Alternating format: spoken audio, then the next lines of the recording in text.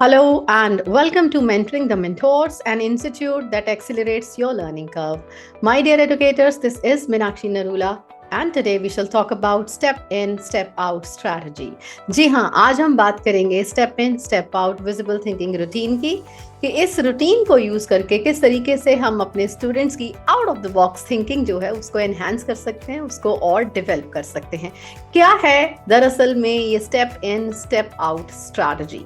Step in step out strategy जैसा कि आप स्क्रीन पर देख पा रहे हैं, स्टेप इन जब हम किसी चीज के अंदर स्टेप इन करते हैं, अंदर जाते हैं और कहीं से बाहर निकलते हैं, means step out. Yes, as simple as that, जैसा कि हम डेली रूटीन में बात करते हैं, step inside step out, right?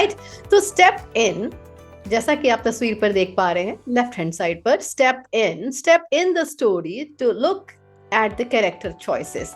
एक कहानी होती है, कहानी में प्लॉट होता है, कहानी के कैरेक्टर होते हैं, राइट? बिगिनिंग मिडल एंड उसका एंड होता है, मेन कैरेक्टर होता है, उसके साइड कैरेक्टर्स होते हैं, उन सब का क्या रोल है। आप जब स्टेप इन करते हो एक स्टोरी के अंदर, एक कैरेक्टर के रूप में देखते हो कि इस कैरेक्टर ने, जो ये कहानी का ये पात्र है, उसने ये चूज क्यों किया, उसने ये सिलेक्ट क्यों किया, उसने ये स्टेप क्यों लिया। चाहे हम एक प्यासा कौवा की कहानी शुरू में छोटे होते पढ़ते थे, राइट? कि कैसे वो थर्स्टी क्रो, प्यासा कौवा कैसे उड़ता हुआ जंगल में पहुंचा, उसको पानी की प्यास लगी, एक घड़े के अंदर थोड़ा सा पानी था, आसपास कुछ कंकर दिखाई दिए, उसने उन कंकर को उसमें डाला, पानी ऊपर आया और उसने अपना पानी पिया, प्यास बुझाई और उड़ गया। धीरे धीरे इसके और वर्जन आने शुरू हो गए बच्चों को सिखाने के लिए कि वो कंकर थे, उसमें तो मिट्टी लगी थी, आप होते उसकी जगह तो क्या करते? तो बच्चे बोलते आसपास देखते कि कोई स्ट्रॉ मिल जाता, राइट? कोई किसी तरीके से कोई ऐसी चीज मिल जाती जिससे कि वो पानी पी लेते, पत्थर डालने की जरूरत ही नहीं पड़ती। तो मतलब वो क्या है कि आप you step inside the story, कि आप अगर क्रो की जगह होते तो आप क्या करते। ये होता है स्टेप इन द स्टोरी, कि आप स्टोरी का एक कैरेक्टर अगर होते तो उस समय आप क्या डिसीजन लेते। स्टेप आउट, जब हम स्टेप आउट की बात करते हैं, स्टेप आउट का मतलब है कि आप कहानी के कैरेक्टर नहीं हैं, तब आप कहानी के जो है रचयिता हैं, कहानी आपने लिखी है, आप एक कहानीकार हैं।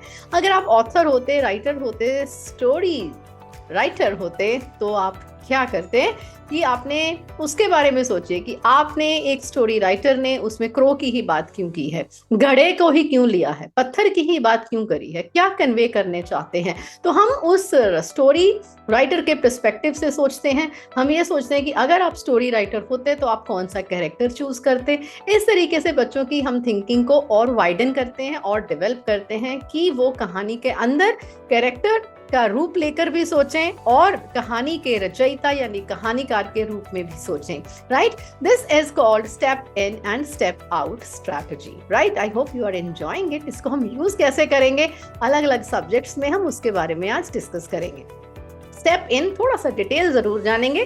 स्टेप इन स्ट्रैटेजी में जब बात करते हैं, so asking students to step into the story, हम चाहते हैं कि स्टूडेंट्स स्टोरी में स्टेप इन करें, यानी enter the world of the story, कहानी की दुनिया में वो चले जाएं, एनालाइज करें कि कैरेक्टर ने कौन कौन सी इसमें चॉइसेस करी हैं, कौन कौन से डिसीजन लिए हैं। इस सिचुएशन में आप होते उस कैरेक्टर की जगह पर तो आप क्या करते।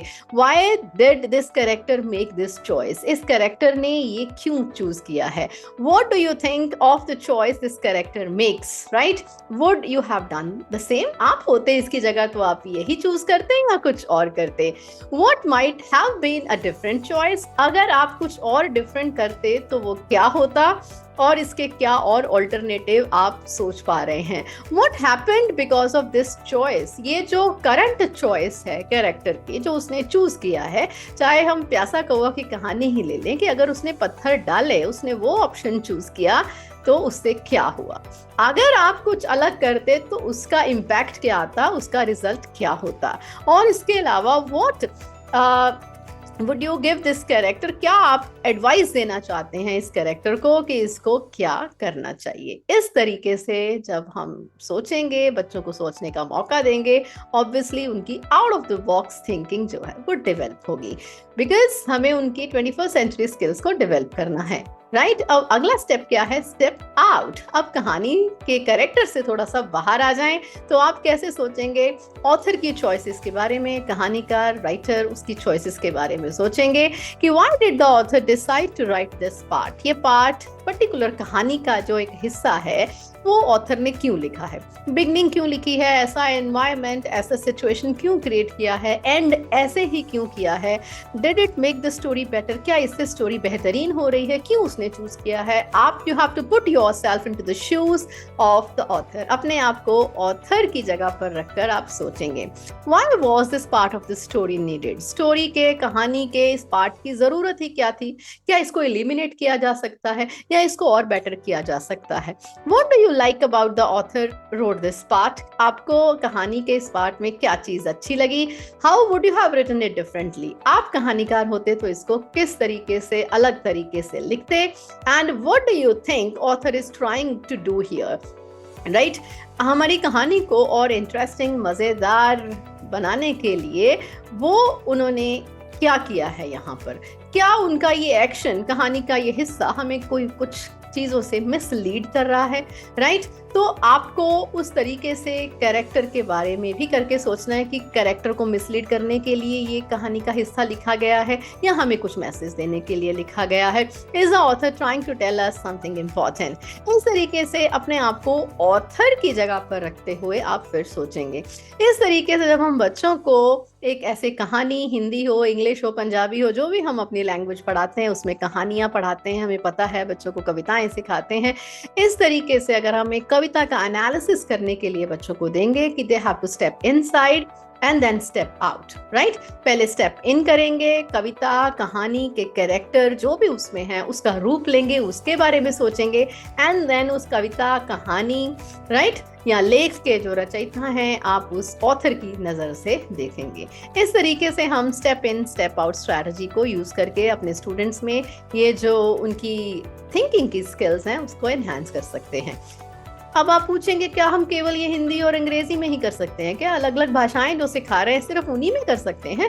What about other subject? दूसरे विषय में कैसे यूज कर सकते हैं?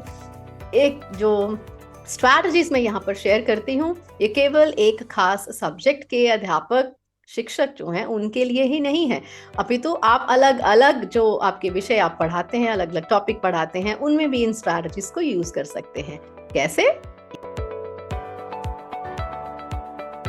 So my lovely educators, if you really like my initiative of sharing such important strategies with all of you, don't forget to like, subscribe and share Mentoring the Mentor.